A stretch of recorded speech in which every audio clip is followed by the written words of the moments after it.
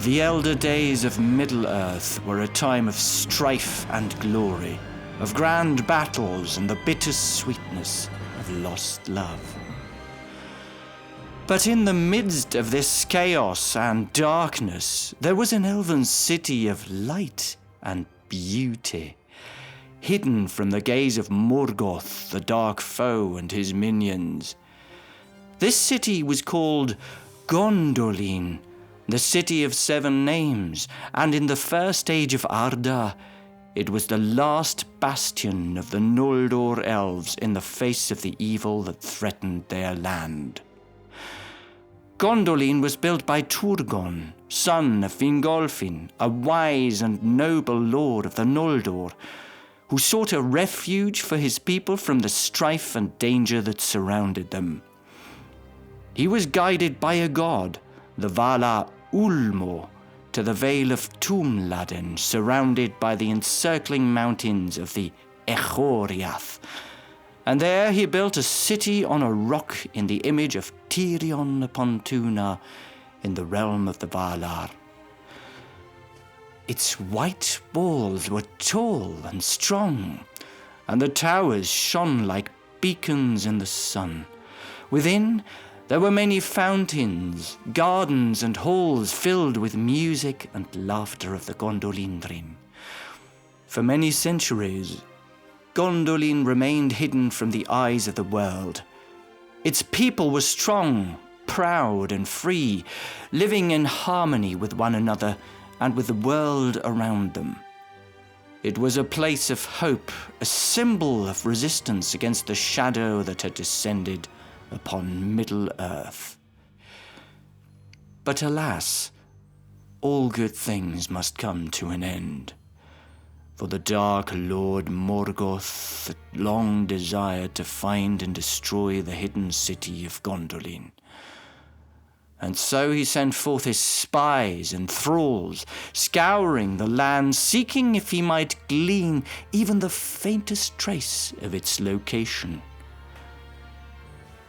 It was then that Maeglin, Prince of Gondolin, betrayed his people.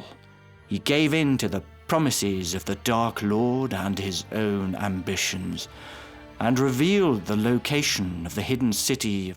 Morgoth burned with the desire to destroy Gondolin and enslave all its people. So he sent forth his armies, led by Gothmog, Lord of Balrogs, to find the hidden city. The armies of orcs, Balrogs, and dragons surprised the elves of Gondolin, who were celebrating the festival of Tarnin Austa, awaiting the first night of summer, for instead of the sunrise, they saw the fires of Morgoth's army. The battle that followed was fierce and unrelenting. The Noldor fought valiantly, but the forces of Morgoth were too strong. The city was laid waste, Turgon fell with the last tower, and the people were enslaved or perished in the flames. In the end, only very few escaped, led by Turgon's daughter, Idril, and her husband, Tuor. Their son, Eärendil, would go on to do great deeds of which many tales were told. Thus, Gondolin became a place of sorrow and regret. Its people scattered, its beauty lost, and its treasure looted. And yet, despite its tragic end, Gondolin remained a symbol of hope, for it proved that even in the darkest of times, there can be a place of light and beauty that shines like a beacon in the night. And the valor of Glorfindel of the Golden Flower and Ecthelion of the Fountain, great captains of Gondolin, was forever remembered in song.